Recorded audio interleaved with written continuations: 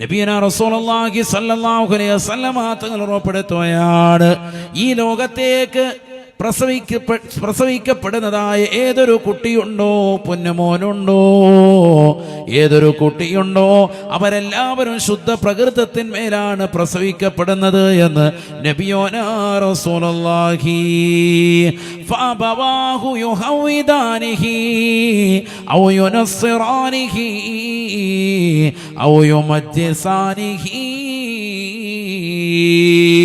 ആ കുട്ടിയുടെ മാതാപിതാക്കളാണ് ആ കുട്ടിയെ യഹൂദിയാക്കുന്നത്, ജൂതനാക്കുന്നത്, നസ്രാനിയാക്കുന്നത്. ആ കുട്ടിയുടെ വിഷയത്തിൽ എന്തെല്ലാം തെറ്റുകുറ്റങ്ങൾ വന്നു ചേരുന്നുണ്ടോ അതിനെല്ലാം ഒരു ഭാഗം മാതാപിതാക്കളാണെന്ന് നബിയുനാ റസൂലുള്ളാഹി. മാതാപിതാക്കളുടെ ശ്രദ്ധക്കുറവാണ് ആ കുട്ടികളെ വഴിപിഴപ്പിക്കാൻ കാരണം, കുട്ടികളെ വഴിതെറ്റാൻ കാരണം. എന്തുകൊണ്ട്? കുട്ടി ജനിച്ചു വീണപ്പോൾ ശുദ്ധ പ്രകൃതത്തിന്മേലാണ് ജനിക്കുന്നത്. ഏത് കുട്ടിയും ഉമ്മയുടെ മടിത്തട്ടിലേക്ക് പ്രസവിക്ക് വീഴുന്നതാകുന്ന ഏതൊരു കുഞ്ഞിനും വല്ല കുറ്റമുണ്ടോ? ജീവിതത്തിൽ ഒരു കുറ്റവും ചെയ്യാത്തവരാണ്, സാലിഹീങ്ങളായ ആളുകളാണ്. അവര് പിന്നീട് ഈ തെറ്റുകുറ്റങ്ങളൊക്കെ പഠിക്കുന്നത് നിങ്ങളുടെ കൂടെ കൂടിയിട്ടാണ്, നിങ്ങളുടെ ജീവിത ശൈലികൾ കണ്ടുപഠിക്കാൻ. അതുകൊണ്ടാണല്ലോ മാതാപിതാക്കളെ നല്ലതുപോലെ ശ്രദ്ധിക്കണമെന്ന് പറയാൻ കാരണം. വാപ്പായും ഉമ്മായും വഴക്കടിക്കുന്നത് മക്കൾ ചെറുപ്പത്തിൽ കണ്ടു വളർന്നാൽ അവരിൽ ആ ശീലമുണ്ടാകും, അത് ശീലം അവരിൽ വളരും, അവരിൽ തിന്മകൾ ഉണ്ടാകും. വാപ്പ സിഗരറ്റ് വലിക്കുന്നവരായാൽ മക്കൾ ഉറപ്പായിട്ടും കഞ്ചാവിന് അടിമപ്പെടും. അതിന് കുറ്റം പറഞ്ഞിട്ട് കാര്യമില്ല, പിന്നെ നീ എത്ര ഓതി മന്ത്രിച്ചിട്ടും കാര്യമില്ല. അതുകൊണ്ട് വാപ്പായും ഉമ്മായും നല്ലതുപോലെ ശ്രദ്ധിക്കണം. മാതാപിതാക്കൾ സ്വാലിഹീങ്ങളായി തീർന്നാൽ മക്കൾ ഉറപ്പാണ് സ്വാലിഹീങ്ങളാകും. അല്ലാഹു തൗഫീഖ് തരട്ടെ.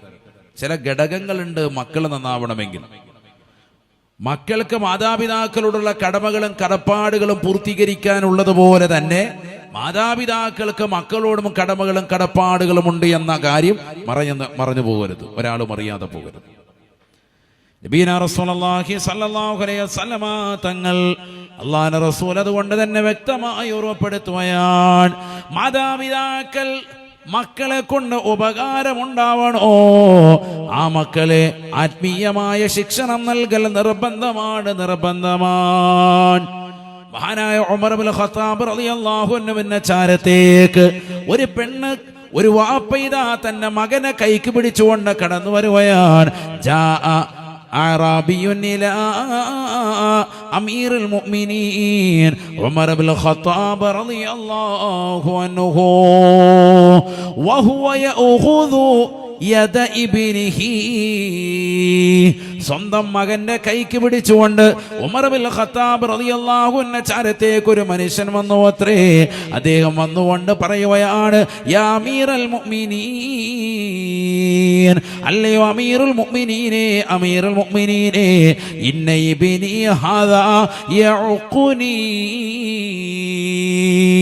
എന്നെ ഈ മകൻ എന്നെ വല്ലാതെ പ്രയാസപ്പെടുത്തുകയാണ്, എന്നെ അവൻ ബുദ്ധിമുട്ടിക്കുകയാണ്. പറഞ്ഞാൽ അനുസരണയില്ല അമീറേ, ഇവൻ എന്നോട് അനുസരണ വർത്തിക്കുന്നില്ല, കുരുത്തം കെട്ട മകനാണ്. വാപ്പയിതാ മകനെ കുറിച്ച് അമീറുൽ മുഅ്മിനീന്റെ മുന്നിൽ വന്നുകൊണ്ട് പരാതിപ്പെടുമ്പോ അമീറുൽ മുഅ്മിനീൻ ഉമർ ഇബ്നുൽ ഖത്താബ് റളിയല്ലാഹു അൻഹു ആ പൊന്നുമോനെ ചാരത്തേക്ക് നിർത്തിക്കൊണ്ട് ചോദിക്കുന്നു, എന്ത് പറ്റി പൊന്നുമോനെ, എന്താണ് ഇങ്ങനെ നീ പെരുമാറുന്നത്? ഇത് നിന്റെ വാപ്പയല്ലേ, നിന്നേക്കാൾ മുതിർന്നതായ വ്യക്തിയല്ലേ, വാപ്പയോട് ആദരവുണ്ടാവണേ, ബഹുമാനമുണ്ടാവണേ, വാപ്പയോടും ഉമ്മയോടും നിനക്ക് കടമയും കടപ്പാടുമുണ്ട് എന്ന് മഹാനായ അമീറുൽ മുഅ്മിനീൻ ഉമർ ഇബ്നുൽ ഖത്താബ് റളിയല്ലാഹു അൻഹു ആ ചെറുപ്പക്കാരനോട് പറയുമ്പോ, ചെറുപ്പക്കാരൻ അമീറുൽ മുഅ്മിനീൻ ഉമർ ഇബ്നുൽ ഖത്താബ് തങ്ങളോട് ചോദിക്കുകയാണ്, വാപ്പാക്ക് വല്ല കടമയും മക്കളോട് ഉണ്ടോ അമീറുൽ മുഅ്മിനീൻ? ഹല്ലിൽ ഇബ്നി അലൽ വാലിദി ഹഖുൻ, മാതാപിതാക്കൾക്ക് മക്കളോട് വല്ല കടമയുമുണ്ടോ? അമീറുൽ മുഅ്മിനീൻ ഉമർ ഇബ്നുൽ ഖത്താബ് തങ്ങൾ പറയുകയാണ്, ഉണ്ട് മോനെ, ഉണ്ട് മോനെ. എന്തൊക്കെയാണ് എന്ന് ചോദിക്കുമ്പോ ഉമർ ഇബ്നുൽ ഖത്താബ് റളിയല്ലാഹു അൻഹു 3 കാര്യങ്ങൾ എണ്ണി പറയുകയാണ്. കാസർഗോഡ് വളയം മക്കാമിൽ ഒരുമിച്ച് കൂടിയ പ്രിയപ്പെട്ട വിശ്വാസികളെ, ഉമ്മമാരെ, പഠിച്ചു വെക്കണേ. വർഷങ്ങൾക്ക് ഉമർ ഇബ്നുൽ ഖത്താബ് റളിയല്ലാഹു അൻഹുവിന്റെ ചാരത്ത് സ്വന്തം മകനെ കുറിച്ച് പരാതിപ്പെടാൻ വേണ്ടി വന്നപ്പോ ആ മകനതാ വാപ്പയ്ക്ക് വല്ല കടമയുണ്ട് എന്ന് ചോദിക്കുമ്പോ മാതാപിതാക്കളുടെ കടമകൾ ഉമർ ഇബ്നുൽ ഖത്താബ് റളിയല്ലാഹു അൻഹു വിശദീകരിച്ച് നൽകുകയാണ്, വിശദീകരിക്കുകയാ. ഒന്നാമതായി പറയുകയാണ്, അയ്യുഹസ്സിന ഇസ്മഹു, നല്ല നല്ല പേര് മകനിട്ട് നൽകണേ. ഒന്നാമതായി പറയുന്ന ഷർത്താണ്, നല്ല പേര് മകനിട്ട് നൽകൽ നിർബന്ധമാണ്, നിർബന്ധമാണ്. അയ്യസ്തൻജിബ ഉമ്മഹു, അവന്റെ ഉമ്മയെ തിരഞ്ഞെടുക്കുന്ന സമയത്ത് അഥവാ കുട്ടിയെ ലക്ഷ്യം വെക്കുന്നതിന് മുമ്പായി അവരുടെ വിവാഹം കഴിക്കാൻ വേണ്ടി നീ തുനിയുമ്പോ അവളെ നീ തിരഞ്ഞെടുക്കണേ. സാലിഹത്തായ പെണ്ണിനെ തിരഞ്ഞെടുക്കൽ നിർബന്ധമാണ്, നിർബന്ധമാണ്. തീർന്നില്ല. മൂന്നാമതായി പറയുന്നു, വഅയ്യുഅല്ലിമഹുൽ കിതാബ്, പരിശുദ്ധമായ ഖുർആൻ മക്കൾക്ക് പഠിപ്പിച്ചു കൊടുക്കൽ നിർബന്ധമാണ്, നിർബന്ധമാണ്. ഈ 3 കടമകളും കർത്തവ്യങ്ങളും കുട്ടി കേട്ടിട്ട് അമീറുൽ മുഅ്മിനീൻ ഉമർ ഇബ്നുൽ ഖത്താബ് റളിയല്ലാഹു അൻഹുവിനോട് പറയുകയാണ്, യാ അമീറുൽ മുഅ്മിനീൻ, അല്ലയോ അമീറുൽ മുഅ്മിനീനേ, കിസ്റയുടെയും കൈസറിന്റെയും കോട്ടകൊത്തങ്ങളെ കിടുകിടാ വിറപ്പിച്ചതാകുന്ന ഉമർ എന്നവരെ, ഇന്ന അബീ ഹാദാ യഉഖുനി, എന്റെ വാപ്പയാണ് എന്നെ കുറിച്ച് പരാതിപ്പെടാൻ വന്നത് എങ്കിൽ ഈ കടമകളും കർത്തവ്യങ്ങളും കേട്ടപ്പോ എനിക്ക് വാപ്പയെ കുറിച്ച് പരാതിപ്പെടാനുണ്ട്. ഈ വാപ്പയാണ് എന്നെ പ്രയാസപ്പെടുത്തിയിട്ടുള്ളത്. നിങ്ങൾ ഈ പറഞ്ഞതാകുന്ന 3 കടമകളും എന്റെ വാപ്പ എന്നോട് പൂർത്തീകരിച്ചിട്ടില്ല. മസ്തൻജബ ഉമ്മീ, എന്റെ വാപ്പ എന്റെ ഉമ്മയെ തെരഞ്ഞെടുത്തതല്ല. ഇസ്തറാഹ ബി 400 ദറാഹിമ, ഉക്കാദ ചന്തയിൽ നിന്ന് 400 ദിർഹമിന് അടിമ ചന്തയിൽ നിന്ന് എന്റെ ഉമ്മയെ വാങ്ങിയതാണ്. അടിമ സ്ത്രീയായ പെണ്ണാണ്, അവളുമായിട്ടാണ് ഭോഗിച്ച് അതിലൂടെയാണ് ഞാൻ ഈ ലോകത്തേക്ക് കടന്നു വന്നിട്ടുള്ളത്. എന്റെ വാപ്പ ഒരു ദീനീയത്താകുന്ന മതബോധമുള്ള പെണ്ണിനെ എന്റെ വാപ്പ തെരഞ്ഞെടുത്തിട്ടേ ഇല്ല. പഠിച്ചു വെക്കുന്ന പാഠമാണ്, പാഠമാണ്. കാസർഗോഡുള്ള യുവാക്കളെ, ചെറുപ്പക്കാരെ, പഠിച്ചു വെക്കേണ്ടതാകുന്ന കാര്യമാണ്. നിങ്ങൾ വിവാഹം കഴിക്കുന്ന വേളയിൽ സമ്പത്ത് നോക്കിയിട്ട് വിവാഹം ചെയ്യരുതേ, തറവാട് നോക്കിക്കൊണ്ട് വിവാഹം ചെയ്യരുതേ. കുടുംബമഹിമ കുലമഹിമയും പറഞ്ഞുകൊണ്ട് നിങ്ങൾ അഹങ്കരിക്കരുതേ. ഫളഫർ ബിദാതി ദീനുള്ള മതബോധമുള്ള, മതനിഷ്ഠയുള്ള, തഖ്വയുള്ള, നമസ്കാരമുള്ള, ദീനീ ചിട്ടയിൽ ജീവിക്കുന്നതായ സ്ത്രീകളെ നിങ്ങൾ വിവാഹം കഴിക്കണേ, വിവാഹം ചെയ്യണേ. മതബോധമുള്ള, മതനിഷ്ഠയുള്ള, തഖ്വയുള്ള പെണ്ണിനെ വിവാഹം ചെയ്താൽ അതിലൂടെ ഉണ്ടാകുന്ന മക്കൾ സ്വാലിഹീങ്ങളായി തീരുമേ. അമീറുൽ മുഅ്മിനീൻ ഉമർ ഇബ്നുൽ ഖത്താബ് തങ്ങളെ മുന്നിൽ വെച്ചുകൊണ്ട് ആ കുട്ടി വിളിച്ചു പറയുകയാണ്, മസ്തൻജബ ഉമ്മീ, വാപ്പ എന്നോടുള്ള കടമ പൂർത്തീകരിച്ചിട്ടില്ല അമീറേ. എന്നെ വാപ്പ എന്നെ ഉമ്മയെ തിരഞ്ഞെടുത്തത് കമ്പോളച്ചരക്കായി, കച്ചവടച്ചരക്കായി കമ്പോളത്തിലിട്ടുകൊണ്ട് പരിപൂർണമായി കച്ചവടം നടക്കുന്ന വേളയിലാണ്. മുക്കാല ചന്തയിൽ നിന്ന്, അടിമ ചന്തയിൽ നിന്നാണ് എന്റെ ഉമ്മയെ വാങ്ങിയിട്ടുള്ളത്. 400 ദിർഹമിനാണ് എന്റെ ഉമ്മയെ വാങ്ങിയിട്ടുള്ളത്. അതുകൊണ്ട് തന്നെ ഒന്നാമത്തെ കടമ എന്നോട് വീഴ്ച വരുത്തിയവരാണ് വാപ്പാ. തീർന്നില്ല. എന്റെ പേര് നന്നാക്കിയിട്ടില്ല ഉമർ എന്നവരെ. മഹസന ഇസ്മീ, എനിക്ക് നല്ല ഒരു പേര് പോലും എന്നെ വാപ്പ വെച്ച് തന്നിട്ടില്ല. സമ്മാനി ജുഅല,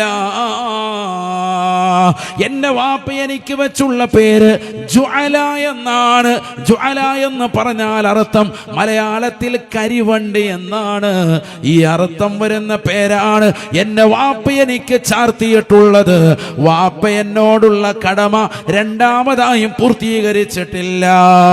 മൂന്നാമതായി എനിക്ക് പറയാനുള്ളത്, അമീറുൽ മുഅ്മിനീനേ വമാ അല്ലമനി ശൈഅൻ മിൻ കിതാബില്ലാഹ്, അല്ലാഹുവിന്റെ പരിശുദ്ധമായ ഖുർആനിൽ നിന്ന് ഒരായത്ത് പോലും എന്നെ വാപ്പ എനിക്ക് ഓതി തന്നിട്ടില്ല, പഠിപ്പിച്ചിട്ടില്ല. പഠിക്കാനുള്ള സ്ഥലങ്ങളിലേക്ക് പോലും വാപ്പ പറഞ്ഞയച്ചിട്ടില്ല. പിന്നെങ്ങനാണ് വാപ്പയോടുള്ള കടമ ഞാൻ പൂർത്തീകരിക്കുക? അമീറേ അമീറേ എന്ന് മഹാനായ അമീറുൽ മുഅ്മിനീൻ ഉമർ ഇബ്നുൽ ഖത്താബ് തങ്ങളോട് ചെറുപ്പക്കാരൻ ചോദിക്കുമ്പോ അമീറുൽ മുഅ്മിനീൻ ഉമർ ഇബ്നുൽ ഖത്താബ് റളിയല്ലാഹു അൻഹു ആ വാപ്പയുടെ നേർക്ക് തിരിയുകയാണ്. ഫൽതഫത ഇലാ അബീഹി, അദ്ദേഹത്തിന്റെ വാപ്പയിലേക്ക് തിരിഞ്ഞുകൊണ്ട് അദ്ദേഹത്തോട് മുഖം ചുവപ്പിച്ചുകൊണ്ട് പറയുകയാണ്, ഇലൈക അന്നീ, എന്നെ തൊട്ട് മാറി നിൽക്കടാ, മാറി നിൽക്കടാ. അന്നക ഖുൽത അന്ന ഇബ്നക ഖദ് യഅഖുക, നീ എന്നോട് പറഞ്ഞത് നിന്റെ മകനാണ് നിന്നെ ബുദ്ധിമുട്ടിക്കുന്നത്, അവൻ പറഞ്ഞാൽ അനുസരിക്കുന്നില്ല, അവൻ കുരുത്തം കെട്ട മകനാണ് എന്ന് എന്നോട് പരാതിപ്പെട്ടവനല്ലേ. പക്ഷേ വഖദ് അഖഖതഹു ഖബ്ല ദാലിക, കാര്യം ഞാൻ മനസ്സിലാക്കിയപ്പോ വാപ്പയാകുന്ന നീ അവനോട് അതിനു മുമ്പ് തന്നെ പ്രയാസപ്പെടുത്തിയിട്ടുണ്ട്. അവനോടുള്ള കടമകളും കർത്തവ്യങ്ങളും പൂർത്തീകരിക്കാത്തവനാണ് നീ. അതുകൊണ്ട് പരാതി എന്നോട് പറയണ്ട, മാറിപ്പോകടാ എന്ന് ഉമർ ഇബ്നുൽ ഖത്താബ് റളിയല്ലാഹു അൻഹു. പഠിച്ചു വെക്കേണ്ട പാഠമാണ്, പഠിച്ചു വെക്കേണ്ട ചരിത്രമാണ് ഈ പറഞ്ഞത്. കാരണം മക്കളിങ്ങനെ കുറ്റം പറയുന്ന രക്ഷിതാക്കളുണ്ട്. ഉസ്താദ് ഇവനൊന്നും പഠിക്കുന്നില്ല, അതാണ് ഇതാണെന്നൊക്കെ പറയുന്നത്. ഇവൻ എന്ത് പഠിപ്പിച്ചു? ഇവൻ അതിനുള്ളൊരു സാഹചര്യം നീ ഉണ്ടാക്കി കൊടുത്തിട്ടുണ്ടോ? മക്കളെ പിഴച്ചു പോകാനുള്ള സൗകര്യങ്ങളും സംഭവങ്ങളും ഒക്കെ നിങ്ങൾ വാങ്ങിച്ചു കൊടുത്തു. ലാപ്ടോപ്പ് വാങ്ങിച്ചു കൊടുത്ത്, മൊബൈലിൽ നല്ലതുപോലെ സൗകര്യങ്ങൾ വാങ്ങിച്ചു കൊടുത്തിട്ട് വീട്ടിനുള്ളിൽ എത്തിയിരിക്കാൻ നിങ്ങളല്ലേ ഇതെല്ലാം സൗകര്യം ചെയ്തു കൊടുത്തത്. എന്നിട്ട് പിന്നെ കടന്ന് കരഞ്ഞിട്ട് എന്താ കാര്യം?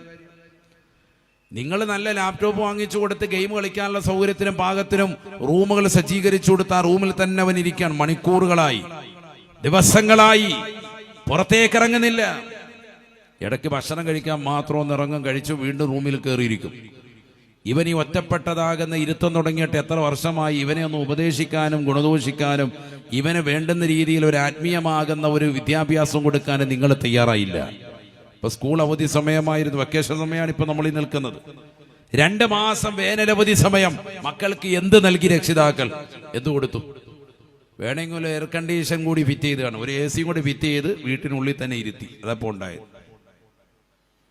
എന്തെങ്കിലും മാറ്റം മക്കൾക്കുണ്ടാകും. ഈ 2 മാസം കൊണ്ട് അവൻ ജുമുഅ ജമാഅത്തുകൾ കറക്റ്റായിരുന്നു. എത്ര രക്ഷിതാക്കൾക്ക് പറയാൻ പറ്റും?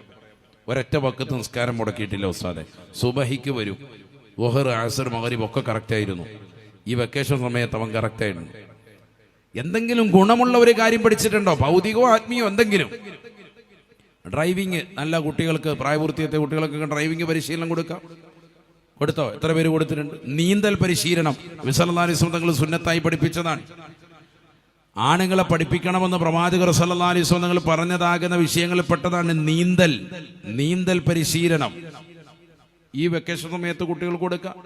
24 മണിക്കൂറും ഖുർആനുമായിട്ട് ഇരുത്താൻ മാത്രമല്ല ഇസ്ലാം പറയുന്നത്. അങ്ങനെ നിങ്ങൾ ചിന്തിക്കുകയും ചെയ്യരുത്.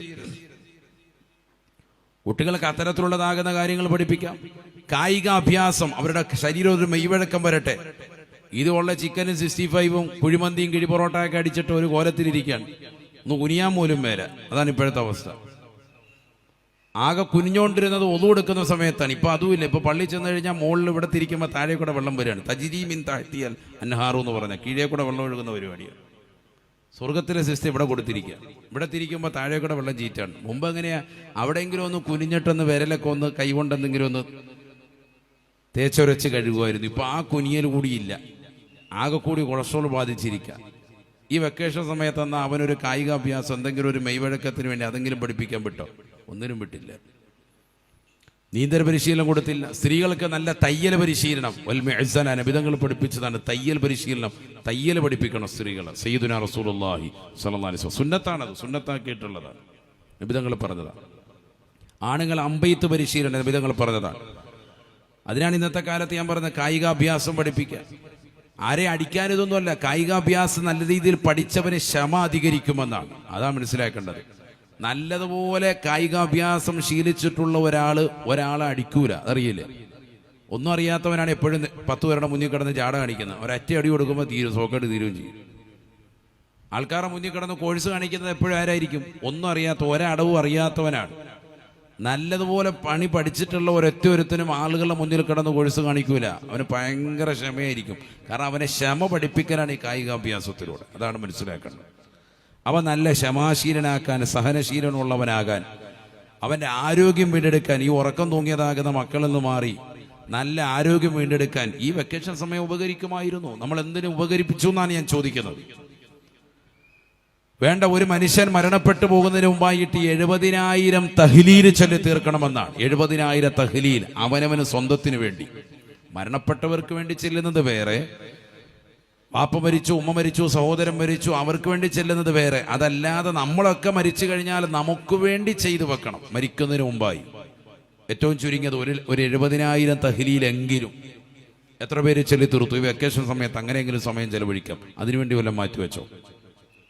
1,00,000 സൂറത്തുൽ ഇഖ്ലാസ് എങ്കിലും ഓതിയാൽ അവന്റെ ഖബർ ജീവിതത്തിൽ നിന്ന് സംരക്ഷണം കിട്ടുമെന്നാണ്.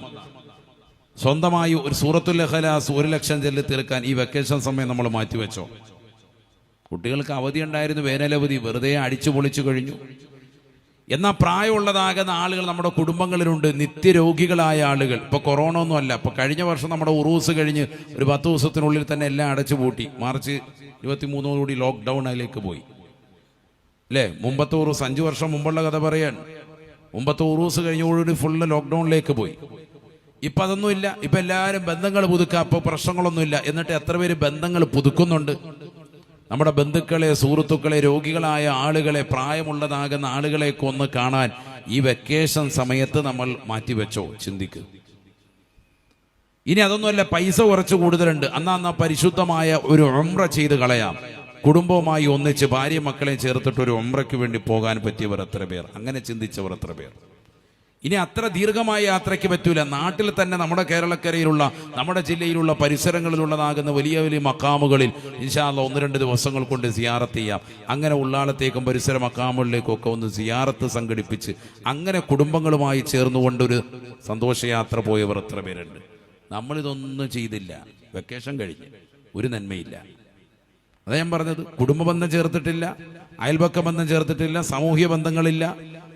മക്കളും കുടുംബങ്ങളുമായി ഒരുമിച്ചിരുന്നുകൊണ്ട് ഖുർആൻ ഓതുന്ന ഒരു ശീലം അങ്ങനെയുണ്ട്. ഞാനിപ്പോൾ ഈ കഴിഞ്ഞ ദിവസം ഒരു വീഡിയോ എന്നെ ഒരു സഹോദരൻ കാണിച്ചു. മാഷാ അല്ലാഹ്, വാപ്പ ഒരു ആയത്ത് ഓതുന്നു, മകൻ അതിൻ്റെ അടുത്ത ആയത്ത് ഓതുന്നു, മകൾ അതിനടുത്ത ആയത്ത് ഓതുന്നു, അങ്ങനെ ഉമ്മ അതിൻ്റെ അടുത്ത ആയത്ത് ഓതുന്നു. വീട്ടിലിരുന്നോട്ട് ഇങ്ങനെ ഓതാൻ. നമ്മളിത് സമൂഹ മാധ്യമങ്ങൾ പങ്കുവെക്കാനല്ല ഞാൻ ഈ പറയുന്നത്. അല്ലാതെ അങ്ങനെ ഒരു ശീലമെങ്കിലും നമ്മുടെ വീട്ടിലുണ്ടോ? അപ്പോൾ ഒരായത്ത് ഓതുകയാണ്, ഫാത്തിഹ തന്നെ ആയിക്കോട്ടെ, അപ്പോൾ മകൻ ഓതുന്നു. അപ്പോൾ നമ്മളെക്കാൾ ഓത്ത് പഠിച്ചിട്ടുള്ള മക്കൾ ആരെങ്കിലും ഉണ്ട്, അവർ വാപ്പാട് പറയും അപ്പോൾ അങ്ങനെയല്ല, അവിടെ അയിന് ഉച്ചരിക്കേണ്ടത് ഇങ്ങനെയാണെന്ന് പറഞ്ഞ് നമ്മളൊന്ന് തിരുത്തി തരിക, അല്ലെ മക്കൾക്ക് അങ്ങോട്ടൊന്ന് തിരുത്തി കൊടുക്കുക. അങ്ങനെ ഒരു ഖുർആനിൻ്റെതാകുന്ന ഒരു വീടാക്കിയിട്ട് ഒരു 10 മിനിറ്റ് ഓരോരുത്തരും ഇങ്ങനെ ഒന്ന് ഒരുമിച്ചിരുന്നു കൊണ്ട് ഓതുന്ന ഒരു ശീലം നമ്മളിൽ ഉണ്ടായിട്ടുണ്ടോ? ഇനി ഒരുമിച്ച് വേണ്ട, ഒറ്റയ്ക്കിരുന്നു കൊണ്ട് ഓതുന്ന ഒരു ശീലം നമ്മൾ ഉണ്ടാക്കിയെടുത്തിട്ടുണ്ടോ? നമ്മൾ എന്താ ചെയ്തത്? അല്ലെങ്കിൽ മഗ്രിബിന് തൊട്ട് മുമ്പിരുന്ന് പണ്ടൊക്കെ നമ്മൾ ചെയ്തിരുന്ന പോലെ സുബ്ഹാനല്ലാഹി വബിഹംദിഹി സുബ്ഹാനല്ലാഹിൽ അളീം വബിഹംദിഹി അസ്തഗ്ഫിറുല്ലാഹ്, ഈ ദിക്ർ ഒരു 10 മിനിറ്റെങ്കിലും ഭാര്യ മക്കളെയൊക്കെ ചേർത്തിട്ട് ഒരുമിച്ചിരുന്ന് ചൊല്ലിയിട്ടുണ്ടോ? ഇതൊന്നും ചൊല്ലിയില്ല. പിന്നെ എങ്ങനെ നമ്മൾ എന്തുകൊണ്ടാണ് നമ്മൾ മുഅ്മിനാന്ന് പറഞ്ഞ് നിൽക്കുന്നത്? എന്ത് ചെയ്തിട്ടാണ്? എങ്ങനെ നമ്മൾ രക്ഷപ്പെടും? നബിയനാ റസൂലുള്ളാഹി സ്വല്ലല്ലാഹു അലൈഹി വസല്ലം തങ്ങൾ പറയുകയാണ്, من قال سبحان الله وبحمده 100 مرة في كل يوم غفر له. ആരെങ്കിലും എല്ലാ ദിവസവും സുബ്ഹാനല്ലാഹി വബിഹംദിഹി എന്ന് 100 പ്രാവശ്യം ചൊല്ലിയോ അവന്റെ എല്ലാ പാപങ്ങളും അല്ലാഹു പൊറുക്കുമേ എന്ന് നബിയുനാ റസൂലുള്ളാഹി 100 ചൊല്ലിയാൽ മതി, അല്ലാഹു എല്ലാ പാപങ്ങളും പുറത്തു തരും. ഹദീസാണ്. അല്ലാഹു തൗഫീഖ് തരട്ടെ. നബിന റസൂലുള്ളാഹി സ്വല്ലല്ലാഹു അലൈഹി വസല്ലം തങ്ങൾ പറഞ്ഞുവല്ലോ, കലിമതാനി ഖഫീഫതാനി അലൽ ലിസാൻ ഫഖീലതാനി ഫിൽ മീസാൻ ഹബീബതാനി ഇലർ റഹ്മാൻ. 2 ചെറിയ വചനങ്ങൾ അല്ലാഹുവിന് ഏറ്റവും ഇഷ്ടപ്പെട്ടതായ വചനമാണ്. നാവിന്മേൽ കനമില്ലാത്തതും എന്നാൽ നാളെ നന്മ തിന്മകൾ തൂക്കുന്നതായ തുലാസിൽ നന്മകളുടെ ഏറ്റവും കൂടുതൽ ഭാരമുണ്ടാകുന്ന ദിക്റാണ്. സുബ്ഹാനല്ലാഹി വബിഹംദിഹി സുബ്ഹാനല്ലാഹിൽ അലീം. ഈ ദിക്റാണ് അല്ലാഹുവിന് ഏറ്റവും ഇഷ്ടപ്പെട്ടതായ ദിക്റാണ്. നാളെ നന്മയുടെ തുലാസിൽ ഭാരമുണ്ടാവുന്നതാണെന്ന് നബിയുനാ റസൂലുള്ളാഹി. നമ്മൾ ആരെങ്കിലും ചെല്ലുന്നുണ്ടോ? നമ്മൾ ആരെങ്കിലും കൂടുതലായി വർദ്ധിപ്പിക്കുന്നുണ്ടോ? വർദ്ധിപ്പിച്ചിട്ടുണ്ടോ? ഈ പരിശുദ്ധമാക്കപ്പെട്ടതായ സമയങ്ങളിൽ ദുൽഖഅദ ദുൽഹിജ്ജ മാസങ്ങളിലാണ് നമ്മൾക്ക് വരുന്നത്. എത്ര പേര് ഇതൊക്കെ ഗൗനിച്ചവരുണ്ട്? അത് ഞാൻ പറഞ്ഞത്, ഈ വെക്കേഷനൊക്കെ വെറുതെ കളിച്ചും രസിച്ചും നമ്മളിങ്ങനെ കളഞ്ഞു, ഒരു കാര്യമാക്കിയിട്ടില്ല. മദ്രസയിൽ നിന്ന് കാര്യങ്ങൾ പഠിപ്പിച്ചു കൊടുക്കുന്നു ഉസ്താദുമാർ. അത് കൃത്യമായി പ്രാക്ടിക്കലാക്കേണ്ടത് രക്ഷിതാക്കളാണ്. ഉമ്മ മകളെ ഇമാമത്ത് നിർത്തണം. മോളോട് പറയണം, നീ നിൽക്ക്, നിസ്കരിക്കുക, മഗ്‌രിബ് നമുക്ക് ഒരുമിച്ച് നിസ്കരിക്കാം, എന്നിട്ട് ഒരുമിച്ച് ഒളു എടുത്തിട്ട് വന്ന് നിസ്കരിക്കാം. അവൾ ഒളു എടുക്കുന്ന ഒളു കൂടി ഒന്ന് ശ്രദ്ധിക്കണം. കൈകാലുകളൊക്കെ നല്ല കറക്റ്റായിട്ട് കഴുകുന്നുണ്ടോ, എങ്ങനെയുണ്ട്, ഇതൊക്കെ നമ്മൾ ശ്രദ്ധിക്കണം. എടാ, മദ്രസയിൽ ഇതിങ്ങനെ പഠിപ്പിച്ചു കൊടുത്തു, ഇതെങ്ങനെയാണ് ചെയ്യേണ്ടതെന്ന് വൃത്തിയായിട്ട് പ്രാക്ടിക്കലാക്കി നമ്മുടെ വീടുകളിൽ ശ്രദ്ധിക്കണം. വാപ്പായും ഉമ്മായും ചെറുപ്പത്തിലേ ശ്രദ്ധിച്ചില്ലെങ്കിൽ ആ ശീലം തന്നെ അങ്ങനെ തന്നെ പോരും. കാല് ചെറുപ്പത്തിൽ നേരെ ചൊവ്വ കഴുകാത്ത കുട്ടി അവന് 50 വയസ്സ് കഴിഞ്ഞാലും അങ്ങനെ തന്നെ ഉണ്ട്, അങ്ങനെ തന്നെ കഴുകുള്ളൂ. അവൻ വൃത്തിയായിട്ട് കഴുകൂല, കണങ്കാലും കൊണ്ട് കയറ്റി കഴുകൂല. കൈകാലുകളെ കയറ്റി കഴുകുന്ന ആളുകൾക്ക് ഉറം മുഹജ്ജിരീൻ എന്നാ പറയാ. നാളെ വെളുത്ത ഭാഗമായിട്ട് ഇരിക്കും ആ ഭാഗങ്ങൾ. അവരെ പ്രത്യേകം അല്ലാഹു വിളിക്കും. നബിന റസൂലുള്ളാഹി സ്വല്ലല്ലാഹു അലൈഹി വസല്ലം തങ്ങൾ പറഞ്ഞുവല്ലോ, നാളെ കത്തിച്ചൊലിക്കുന്ന സൂര്യനെ തലയ്ക്ക് മീതെ നിർത്തിക്കൊണ്ട്, കത്തിയാളുന്ന നരകത്തെ മുന്നിൽ നിർത്തിക്കൊണ്ട് മഹ്ശറിൽ വിചാരണ ചെയ്യുന്ന സമയത്ത് അല്ലാഹു കൈകാലുകൾ വെളുത്തതായ ഖുർറം മുഹജ്ജിരീങ്ങളെ പ്രത്യേകമായി ക്ഷണിക്കുകയാണ്. സ്വർഗത്തിന്റെ വാതാനങ്ങൾ അവർക്ക് മുന്നിൽ തുറക്കപ്പെടുമേ എന്ന് നബിയോനാ റസൂലുള്ളാഹി. നമ്മൾ മനസ്സിലാക്കുന്നത് പോലെയല്ല, ചെറിയ കാര്യങ്ങൾ കൊണ്ട് സ്വർഗം വാതിൽ തുറക്കും. ചെറിയ നന്മകൾ കൊണ്ട് തന്നെ അള്ളാഹു സ്വർഗം തരും. അത് നിത്യമാക്കണം. അഹബ്ബുൽ അഅമാലി ഇലല്ലാഹി അദ്വമുഹാ വഇൻ ഖല്ല. ചെറിയ അമൽ നിത്യമായി ചെയ്യുകയാണ്. വളരെ കുറഞ്ഞ അമലേ ഉള്ളെങ്കിലും അള്ളാഹു വലിയ ഇഷ്ടമാണ്. സയ്യിദുനാ റസൂലുള്ളാഹി. കുറച്ച് കാര്യങ്ങളെ നിന്റെ ജീവിതത്തിലുള്ളൂ, പക്ഷെ അത് മുടങ്ങൂല. എല്ലാ ദിവസവും 100 ലാ ഇലാഹ ഇല്ലല്ലാഹ്, 100 ഇസ്തിഗ്ഫാർ, 100 ലാ ഹൗല, അങ്ങനെ തുടങ്ങിയ കുറഞ്ഞ അദ്കാറുകളേ ഉള്ളൂ. എല്ലാ ദിവസവും ചെയ്യും. സുബ്ഹാനല്ലാഹി വബിഹംദിഹി 100 എണ്ണം. അങ്ങനെ ഡെയിലി 5 വഖത്ത് നിസ്കാരം, അതിൻ്റെതാകുന്ന റവാത്തിബ് സുന്നത്തുകൾ ഒക്കെ കറക്റ്റാണ്. നിനക്ക് രക്ഷപ്പെടാൻ അത് മതി. അല്ലാഹു തൗഫീഖ് തരട്ടെ. അത് മുടക്കരുത്, അത് നിത്യമായി കൊണ്ടുവരണം. അള്ളാഹു വലിയ ഇഷ്ടമാണത്. ഹബീബായ റസൂലുള്ളാഹി, അഹബ്ബുൽ അഅമാലി ഇലല്ലാഹി അദ്വമുഹാ വഇൻ ഖല്ല ശഫീഉനാ റസൂലുള്ളാഹി. അല്ലാഹുവിന് ഏറ്റവും ഇഷ്ടപ്പെട്ടതാകുന്ന കാര്യം കുറഞ്ഞ അമലേ ഉള്ളതെങ്കിലും അത് നിത്യമായി ചെയ്യലാൻ ഹബീബ് മുഹമ്മദ് മുസ്തഫ. അല്ലാഹു തൗഫീഖ് തരട്ടെ. അതുകൊണ്ട് മുടങ്ങാൻ പാടില്ല. നമ്മുടെ ജീവിതത്തിൽ അനുവർത്തിച്ചു വരണം. ഒരു ദിവസം പോലും മുടക്കം വരാൻ പാടില്ല. നന്മയാർന്ന പ്രവർത്തനങ്ങൾ വരണം. അത് വാപ്പായിൽ നിന്ന് ഉമ്മായിൽ നിന്ന് കണ്ടിട്ടാണ് ഇത് വളരുക.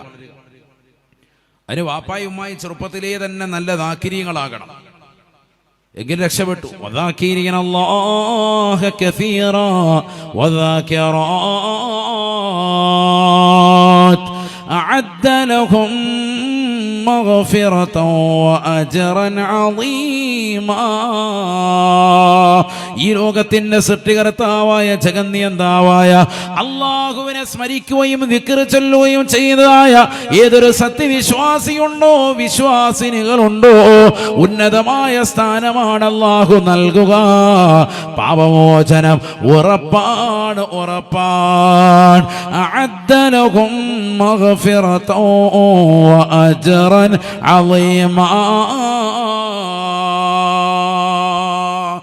എപ്പോഴും നല്ല ദിക്ർ. അല്ലാഹു തൗഫീഖ് തരട്ടെ. നമ്മുടെ പഴയ കാല വാപ്പാ ഉമ്മാക്കൊന്ന് ചിന്തിച്ചു നോക്ക്. അവർക്കൊക്കെ സ്വന്തമായി മുസഹഫുണ്ട്. ഇന്നിപ്പോൾ ഈ ഇരിക്കുന്ന നമ്മളിൽ എത്ര പേര് നമുക്ക് സ്വന്തമായി മുസഹഫുണ്ട്? ചിന്തിക്ക്. നമ്മൾ പറയും നമ്മുടെ മുസഹഫല്ല നമ്മുടെയാണെന്നാ പറയുന്നത്. വീട്ടിലുള്ള എല്ലാ മുസഹഫും അങ്ങനെയല്ല ഞാൻ ചോദിക്കുന്നത്. എൻ്റെ മുസഹഫ് എന്ന് പറയാൻ അവനവന് സ്വന്തമായ ഒരു മുസഹഫ് ഉണ്ടോ എന്നുള്ളതാണ്. നിന്റെ യാത്രാവേളകൾ, ഞാനിപ്പോൾ ഇന്നിങ്ങോട്ട് ട്രെയിനിൽ വരുമ്പോൾ ഒരാൾ അദ്ദേഹം ഒരു മുസഹഫ് കയ്യിൽ വെച്ചുകൊണ്ട് ഓതുന്നു. വന്ദേ ഭാരത് ട്രെയിനിലിരുന്നിട്ട് വലിയ മുസഹഫാണ് കയ്യിൽ പിടിച്ചിട്ട് ഓതുകയാണ്. നമ്മളൊക്കെ യാത്രാവേളയിൽ അങ്ങനെ ഒരു മുസഹഫ് കൊണ്ടുപോകാൻ തന്നെ മടിക്കും.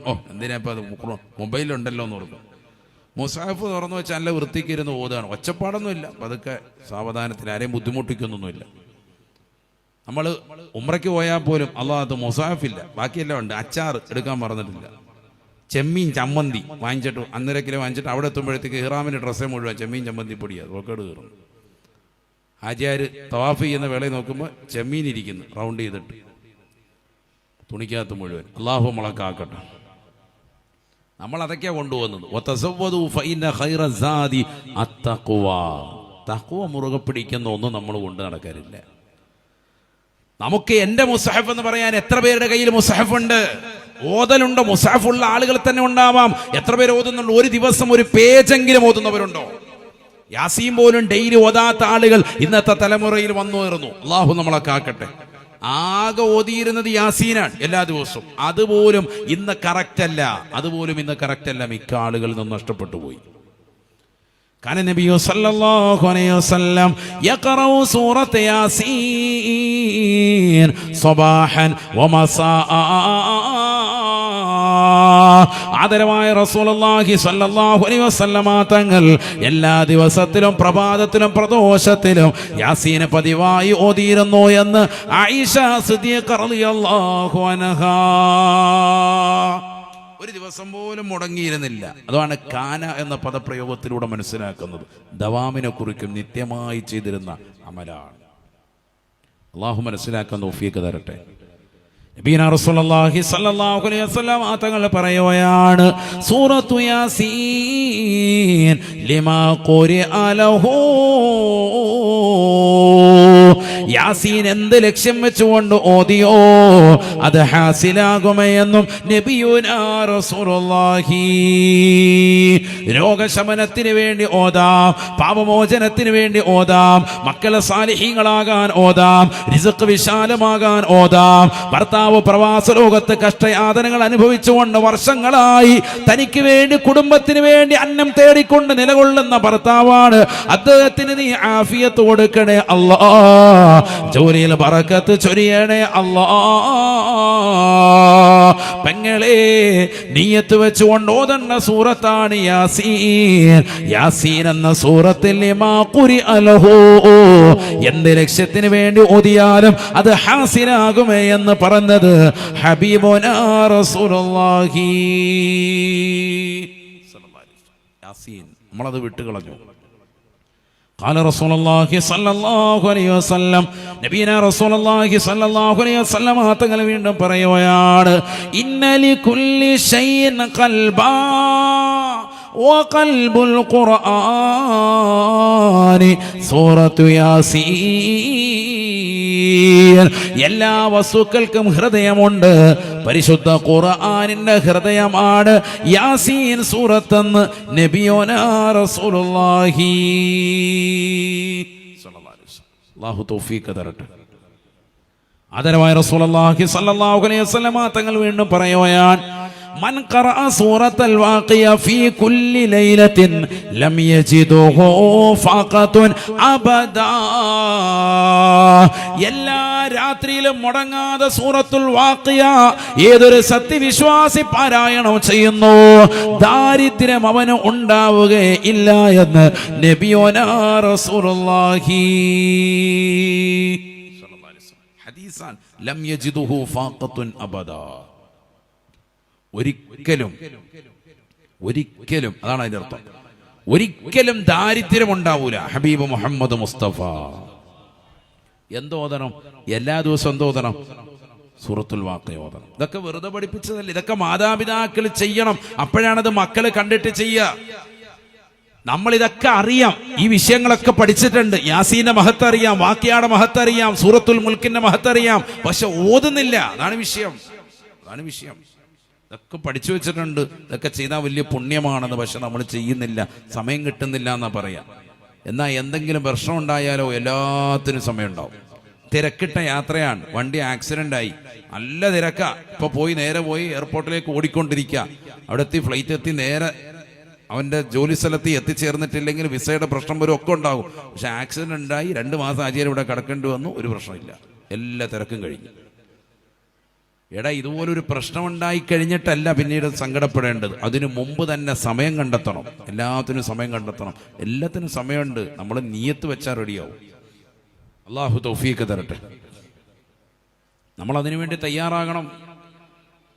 ഖുർആൻ ഓതാൻ തയ്യാറാകണം, ദിക്ർ ചൊല്ലാൻ തയ്യാറാകണം. വീട്ടിലൊക്കെ ബറക്കത്തില്ല എന്ന് പറയുന്ന ആളുകളുണ്ട്, അതിനുവേണ്ടി ഓടി നടക്കുന്നവരുണ്ട്. ബറക്കത്തുണ്ടാക്കാൻ വേണ്ടി ഓടി നടക്കുന്ന ആളുകൾ, നബി തങ്ങൾ പറയുന്നു, അൽ ബൈത്തുല്ലദി യഖറഉ ഫീഹിൽ ഖുർആൻ യക്സുറു ഖൈറുഹു വയത്തസിഉ അലാ അഹ്ലിഹി ശഫീഉനാ റസൂലുള്ളാഹി.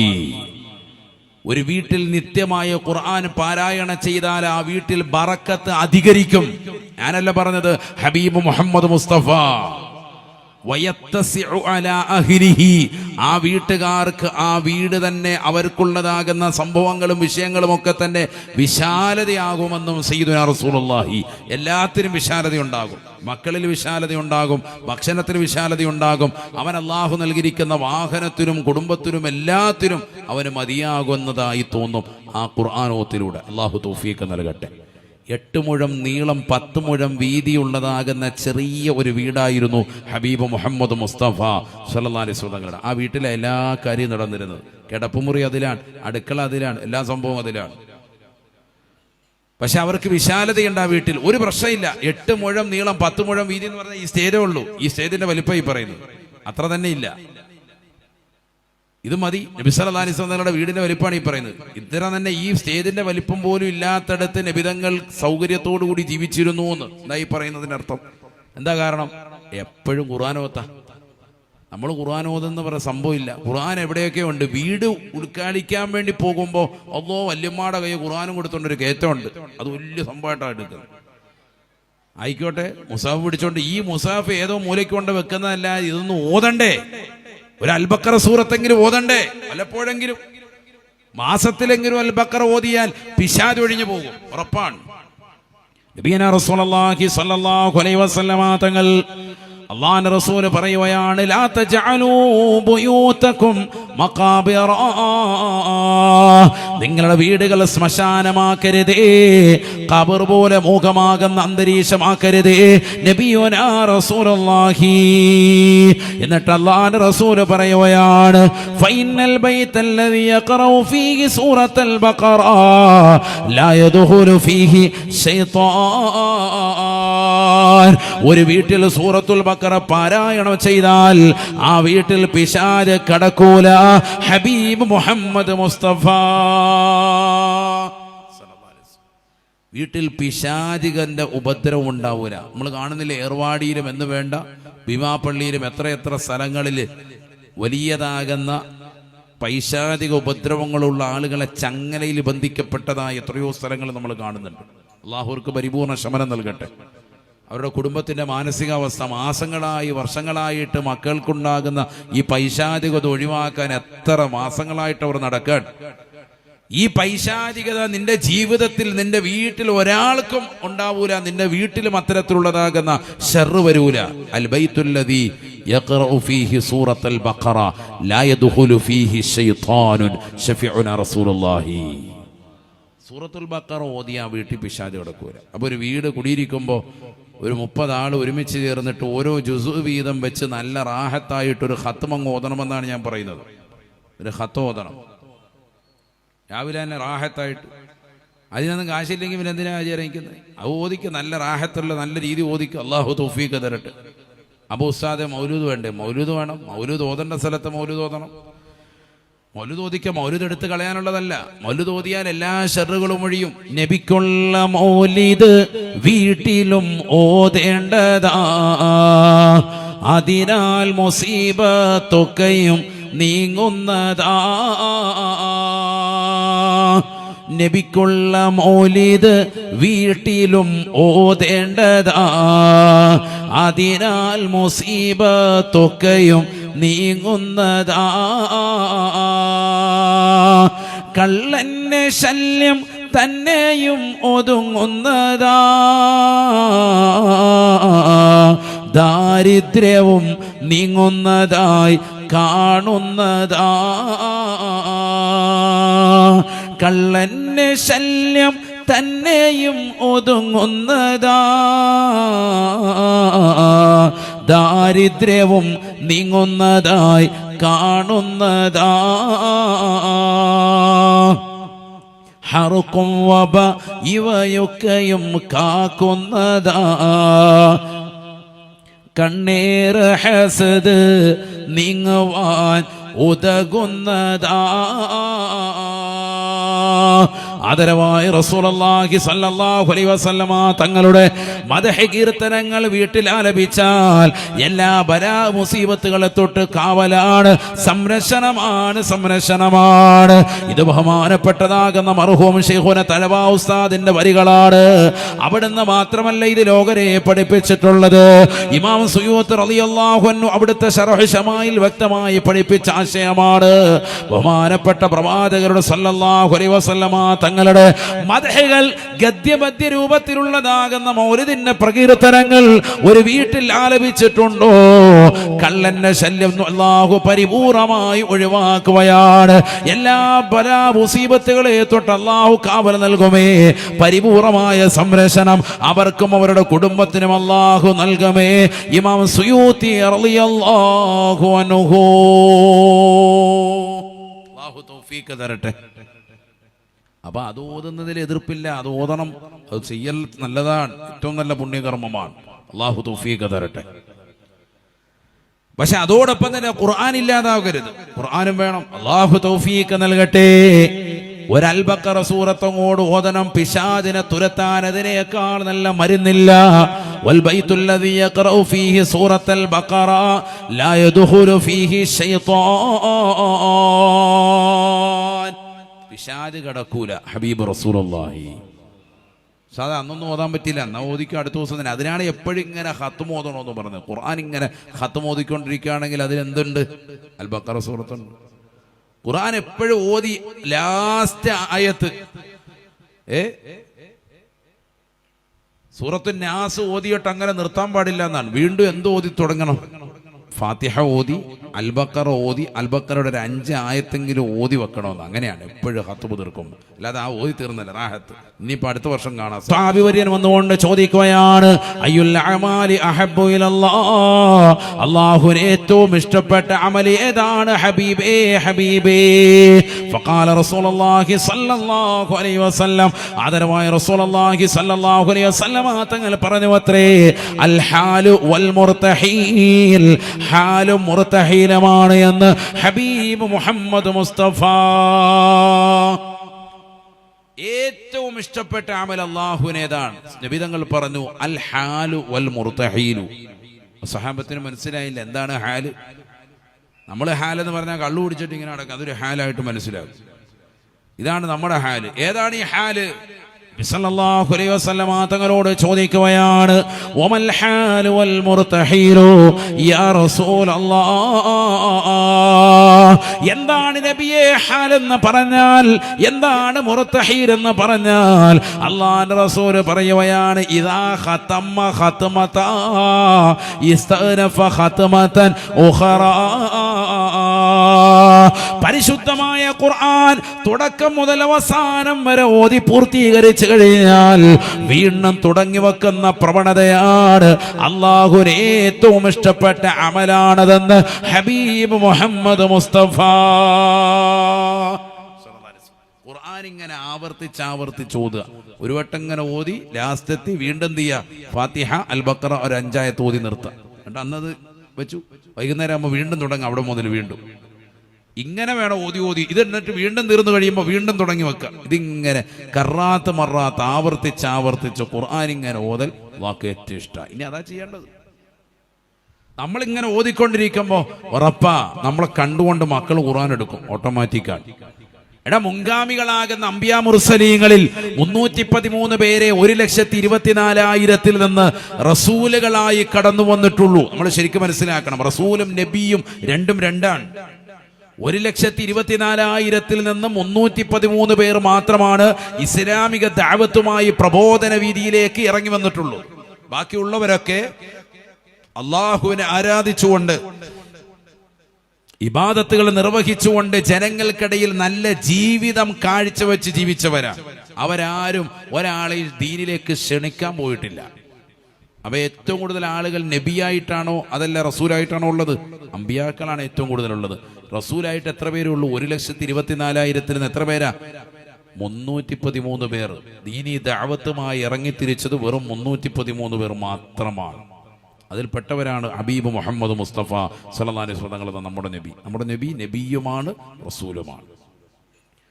അപ്പൊ ഇസ്ലാമികമാകുന്ന ആദർശങ്ങൾ ജനങ്ങളിൽ കാണിച്ച് ജീവിച്ചു.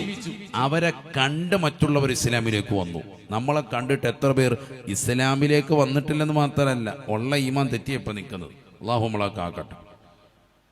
ആര്യാരുടെ ജീവിതം കണ്ടിട്ട് മനസ്സിലായി ഏകദേശം പടച്ചവൻ ഈ കോലത്തിലാണെങ്കിൽ മുസ്ലിമായി ജീവിക്കേണ്ടെന്ന്. ആ കോലത്തിലാണ് ഇപ്പോൾ ഉള്ളത്. കാരണം അതുപോലെയാണ് സ്വഭാവം. നമ്മുടെ സ്വഭാവം കണ്ടിട്ട് മാഷാ അല്ലാ, ആ ഹാജിയാർ എത്ര നല്ല സ്വഭാവമാണ്, നല്ല സ്വാലിഹായ മനുഷ്യനാണ്. ഈ അടുത്ത് കണ്ടില്ലേ മലപ്പുറം ജില്ല വലിയ വിവാദത്തിലേക്ക് നയിച്ചപ്പോൾ ആ മലപ്പുറം ജില്ലക്കാരെ കുറിച്ച് അമുസ്ലിമീങ്ങളായ ആളുകൾ വരെ പരസ്യമായിട്ട് പറയാണ്, സോഷ്യൽ മീഡിയയിലടക്കം, ജീവിക്കുകയാണെങ്കിൽ മലപ്പുറംകാരനായിട്ട് ജീവിക്കണോ. കാരണം എന്തുകൊണ്ട്? മലപ്പുറം ജില്ലയിൽ അത്ര നല്ല സ്വാലിഹീങ്ങളായ ആളുകളാണ്, സ്വഭാവം പക്കാണെന്ന് പറഞ്ഞുകൊണ്ട് വിശ്വാസികളായ ആളുകൾ ഏറ്റവും കൂടുതൽ വസിക്കുന്നതാകുന്ന മലപ്പുറം ജില്ലയെ നമ്പർ 1 സ്ഥാനത്തേക്ക് എടുത്തുയർത്തിയത് നമ്മളല്ല.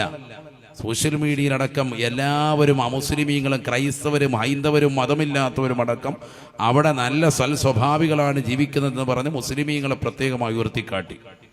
എന്നാൽ ഒരു വിഭാഗം ആളുകൾ മുസ്ലിമീങ്ങൾ ഏറ്റവും കൂടുതൽ തിങ്ങിപ്പാർക്കുന്ന ആ രാജ്യത്തുകൂടി പോയാൽ, ആ ഭാഗത്തുകൂടി പോയാൽ റമദാൻ മാസത്തിൽ വെള്ളം കിട്ടാതെ ചാവും എന്ന് പറഞ്ഞുകൊണ്ട് തീവ്രവാദത്തിന്റെയും ഭീകരവാദത്തിന്റെ വാക്കും കൂട്ടുന്ന വർത്തമാനം പറഞ്ഞപ്പോഴാണ് ഇതിനെതിരെ ആളുകൾ തന്നെ ശബ്ദിച്ചത്.